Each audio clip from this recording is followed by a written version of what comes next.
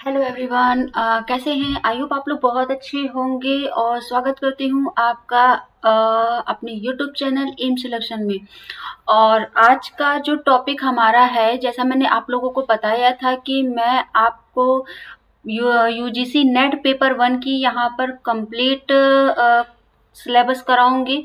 तो चलिए, आपको बताने में बहुत खुशी हो रही है कि आपका जो कम्युनिकेशन यानी कि जो आपका एक यूनिट था कम्युनिकेशन, ठीक है, जो आपकी थर्ड यूनिट है, ठीक है, उसको मैंने कंप्लीट कर दिया है यहाँ पर, ठीक है। उसके पीवाईक्यूज भी मैंने आपको 3 इयर्स के कवर करा दिए हैं और 3 इयर्स के, हाँ आई थिंक, ठीक है। तो मैं और भी आप लोगों के साथ अभी पीवाईक्यू शेयर करूंगी, बट अभी क्या है कि मुझे टीचिंग एप्टीट्यूड आप लोगों को कवर कराना, क्योंकि हमारे पास टाइम कम है और हमारे पास सिलेबस बहुत ज़्यादा ब्रॉड है। आई मीन कि अभी हमारे पास सारी यूनिट्स बाकी हैं। तो जैसे ही हमारी यूनिट्स कवर हो जाएंगी, देन उसके बाद हम आपको पीवाईक्यू शुरू कर देंगे। अभी फिलहाल हम क्या पढ़ेंगे? Teaching aptitude. टीचिंग एप्टीट्यूड पढ़ने से पहले हम कुछ पीवाईक्यूज आपको दिखाएंगे, जिससे आप ये एक अंदाजा लगा सकते हैं कि हाँ, हमें जो भी कंटेंट यहाँ पर हम आपको प्रोवाइड करा रहे हैं वो कितना आप लोगों के लिए हेल्पफुल है, कितना बेनिफिट है आपको, और क्या उस कंटेंट से कितने पीवाईक्यूज आते हैं, पीवाईक्यूज फंसे हुए हैं। इसलिए सबसे पहले आज मेरा पीवाईक्यूज कराने का है तात्पर्य। तो चलिए स्टार्ट कर देते हैं। उसके बाद हम आपको क्या जो टीचिंग एप्टीट्यूड का है मतलब मीनिंग हो गया, डेफिनेशन हो गया, एंड टाइप्स हो गए, ठीक है, ये सारी चीजें हम क्या करेंगे उसके बाद आपको लाएंगे। तो चलिए हम लोग स्टार्ट कर देते हैं। ओके, तो हमारा पहला क्वेश्चन होता है, यहाँ पर हम बात कर लेते हैं, ठीक है। शिक्षण के किस स्तर में विचारों और सूचनाओं को पकड़ने और व्यवस्थित रूप से प्रस्तुत करने पर मुख्य ध्यान दिया जाता है? फिर से क्वेश्चन देख लीजिए कि शिक्षण के किस स्तर में विचारों और सूचनाओं को पकड़ने और व्यवस्थित रूप से प्रस्तुत करने पर मुख्य ध्यान दिया जाता है? यहाँ पर आपका आ जाता है मेमोरी लेवल, ठीक है, यहाँ पर मेमोरी हो जाएगा फर्स्ट ऑप्शन। सेकंड ऑप्शन है अंडरस्टैंडिंग, जो हमारा थर्ड ऑप्शन है वो रिफ्लेक्टिव हो जाएगा, और जो हमारा फोर्थ ऑप्शन है वो ऑटोमोनस हो जाएगा। अब यहाँ पर आप मुझे ये बताइए कि इसमें से कौन सा आपका आंसर होगा। चलिए फटाफट आप लोग मुझे बताइए, जिससे आप लोगों को, क्योंकि पीवाईक्यूज तो आप ही लोगों को सॉल्व करने हैं और पेपर भी आप ही लोगों को देने हैं, तो मुझे लगता है कि आप लोग इसका आंसर मुझे जरूर बताइएगा। चलिए फिलहाल मैं आप लोगों को बता देती हूँ, ज़्यादा आप लोगों को सस्पेंस में नहीं रखूंगी और ना यहाँ पर कोई फालतू की बातें होंगी, क्योंकि फालतू की बातों करने के लिए हम और भी कोई वीडियो में बात करेंगे। इवन लाइव क्लास भी, अब तो मैंने लाइव भी आना शुरू कर दिया है। देखिए अब आपका देखा होगा, तो अभी यूपी पेट का एग्जाम होने वाला है, उसमें मैं आप लोगों के लिए मैराथन लेकर आने वाली हूँ, तो प्लीज आप लोग जुड़िएगा जरूर, ठीक है। मैराथन भी आप लोगों के साथ शेयर होगी और उसके बाद हमारी लाइव क्लास भी आप लोगों के साथ शेयर होगी। तो मैंने आप लोगों से जैसे प्रॉमिस किया था कि थोड़ा सा टाइम मुझे लगेगा, मैं आप लोगों के साथ शेयर करूंगी, अपनी हर एक जर्नी को शेयर करूंगी, तो उसके लिए हमारे पास बहुत सा टाइम है। चलिए यहाँ पर आपका आंसर क्या हो जाएगा? अंडरस्टैंडिंग हो जाएगा। क्या हो जाएगा? ऑप्शन नंबर बी हमारा हो जाएगा, समझ हो जाएगा, ठीक है।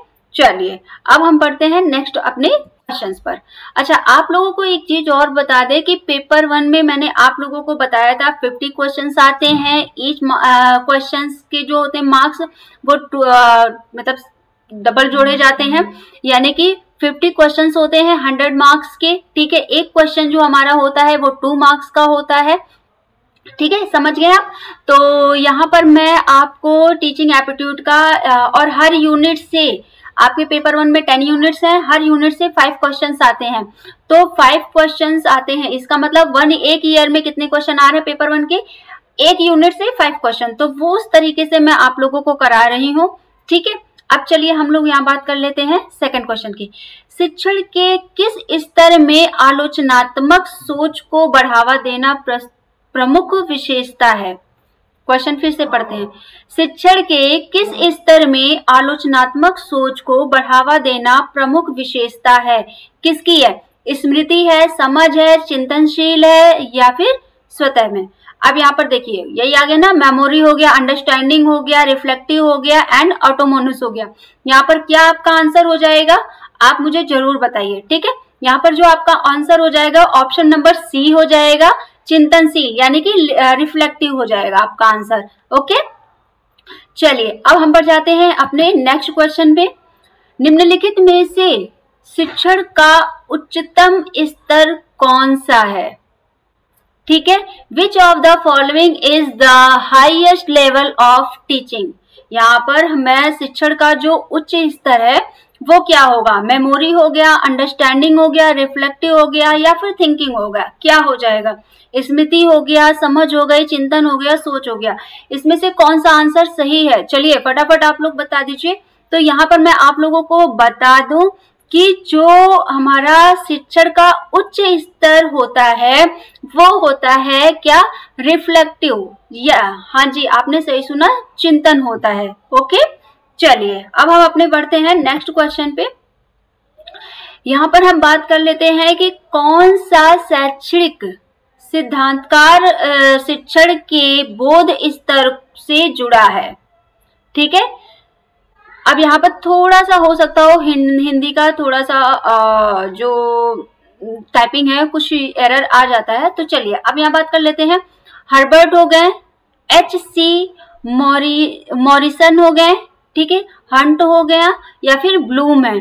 इसमें से कौन सा आंसर हो जाएगा, तो इसमें से आपका आंसर ए हो जाएगा। कौन हो जाएंगे, हर्बर्ट हो जाएंगे। कौन हो जाएंगे, हर्बर्ट हो जाएंगे। Okay, got it. Next question. Okay, चलिए यहाँ पर मैच द फॉलोइंग है, ठीक है, आपको मैच करना है, उसके बाद फिर आपको आंसर बताना है कि क्या है। देखिए यहाँ पर आपका हो जाएगा स्मृति। स्मृति का क्या होता है, व्यवस्थित प्रस्तुति, ठीक है। समझ का है क्या है, सामान्यीकरण और उदाहरण, ठीक है। चिंतन क्या है, समस्या समाधान और स्वतंत्रता। अच्छा, इसका मैं एक थोड़ा सा आपको एक्सप्लेन करूंगी। स्मृति यहाँ पर क्या कह रहा है, व्यवस्थित प्रस्तुति। आपका जो एक कहते हैं ना, जो आपकी स्मृति होती है, आप देखे होंगे कि जो छोटे बच्चे होते हैं जब मतलब एक स्कूलिंग में प्रवेश करते हैं तो वहां पर क्या होता है कि हमें कोई भी चीजें चाहे वो आप कंटेंट दे रहे हैं या फिर आप कोई भी चीज पढ़ा रहे हैं, उसको क्या करना होता है, व्यवस्थित तरीके से हमको बच्चों के सामने प्रेजेंट करना होता है। क्यों, क्योंकि वो बच्चा बिल्कुल भी चीजों से एकदम क्या कहते हैं कि अबोध होता है, ठीक है। उसके उन चीजों के बारे में बिल्कुल नॉलेज नहीं होती है, तो हम जो चीजें प्रेजेंट करेंगे बच्चा वही समझेगा, ठीक है। इसीलिए यहाँ पर हमें क्या होता है, स्मृति का मतलब है कि कोई भी चीज है उसको क्या है, आप जो चीजें समझाएंगे वही तो बच्चा समझेगा ना। इसीलिए हमें कोई भी चीजें जो भी हम प्रेजेंट कर रहे हैं बच्चों के सामने, जो भी डिलीवर कर रहे हैं कंटेंट या फिर जो भी टीचिंग मेथड है, उसको क्या करना है, व्यवस्थित, यानी कि सीक्वेंस में आपको उसको सिस्टमैटिक तरीके से क्या करना है, रिप्रेजेंट करना है। क्या करना है, प्रेजेंट करना है, ठीक है। अपनी प्रेजेंटेशन को सिस्टमैटिक तरीके से रखना है कि पार्ट 1 ये हो गया, देन पार्ट 2 हो गया, सेकंड हो गया। इस तरीके से बच्चों को आप इजिली समझाते हैं, राइट। चलिए सेकंड हमारा क्या हो गया, अंडरस्टैंडिंग हो गया, ठीक है। यहाँ पर क्या है, सामान्यीकरण और उदाहरण, यानी आप यहाँ पर क्या करेंगे, आप एक्सप्लेन कोई भी चीज करते हैं, यहाँ पे समझ, यानी कि बच्चा आपको समझेगा कब, जब आप कोई भी टॉपिक को एक अच्छे तरीके से समझाएंगे। उदाहरण यानी कि आप एक्सप्लेनेशन देकर अगर आप बच्चे को समझाते हैं तो उस बच्चे के क्या होती है, जो उसकी थिंकिंग होती है ना, उसे वो कैच करती है, उसे वो समझती है। तो यहाँ पर एक समझ का क्या आंसर हो जाएगा, सामान्यीकरण, यानी कि एक आप नॉर्मल वे में सिंपल लैंग्वेज में अगर आप बच्चों को समझा रहे हैं तो वो बच्चा इजीली कैच करता है। ओके, चिंतन यहाँ पर हो गया रिफ्लेक्टिव। इसका क्या हो जाएगा, जो प्रॉब्लम सॉल्विंग एंड इंडिपेंडेंस, यानी कि उस समस्या को, चिंतन का मतलब होता है कि पहले उस समस्या को समझिए कि वो समस्या क्या है, देन उसके बाद उस समस्या का क्या होगा, समाधान निकाला जाएगा। इसके लिए क्या होगा, इसके लिए आप क्या करते हैं, चिंतन करते हैं, यानी कि सोचते हैं कि इसके बारे में कैसे क्या चीजें हम कर सकते हैं, क्या इसका सोल्यूशन हो सकता है, इसी को ही चिंतन कहा जाता है। जब किसी प्रॉब्लम्स का आप सोल्यूशन निकालने में जो भी आप अपने दिमाग को खर्च करते हैं उसी को क्या कहते हैं, चिंतन कहते हैं। ठीक है, यहाँ पे आपका ये आंसर होगा, यानी कि आंसर नंबर हमारा हो जाएगा, यहाँ पे सारे सीक्वेंस में लगे हुए हैं, आंसर नंबर हो जाएगा ए। ठीक है, तो आई होप आप लोगों को ये टॉपिक समझ में आया होगा। अभी तो मैंने पीवाईक्यू शुरू इसीलिए किया है क्योंकि पिछली बार हमने जब कम्युनिकेशन स्टार्ट किया था ना, तो हमने पहले कम्युनिकेशन का आपको थ्योरी दे दिया है, आपको हर एक टाइप्स मैंने पढ़ा दिया, इफेक्टिव पढ़ा दिया, बैरियर वगैरह सब कुछ पढ़ा दिया था। लेकिन मैंने इस बार सोचा कि आप लोगों को क्यों ना मैं पहले पीवाईक्यूज दूं, देन उसके बाद मैं कंटेंट डिलीवर करूंगी, जिससे आपको ये हो सकेगा कि हाँ जो भी मैम पढ़ा रही हैं वो हमारे लिए बेनिफिशियल हो रहा है। ओके, तो चलिए आज के लिए हम इतना ही रखते हैं। नेक्स्ट वीडियो में नेक्स्ट टॉपिक के साथ हम मिलेंगे। आप लोगों का जो पहला हमारा टॉपिक होगा वो टीचिंग एप्टीट्यूड की मीनिंग होगी एंड डेफिनेशन होगी। ओके, तो हम इसके बारे में जानेंगे कि और जो हमारा टीएल मॉडल है वो क्या मॉडल होता है, उसके बारे में हम जानेंगे। ओके, तो चलिए आज के लिए हम इतना ही रखते हैं, नेक्स्ट वीडियो में मिलते हैं। उसके लिए मेरे चैनल को please subscribe and like and share जरूर करना, ठीक है, जिससे आप लोगों को हर एक नई दिन और नई वीडियो मिल सके। चलिए, thank you so much, bye bye, take care. Please share जरूर करिएगा, ठीक है, चलिए।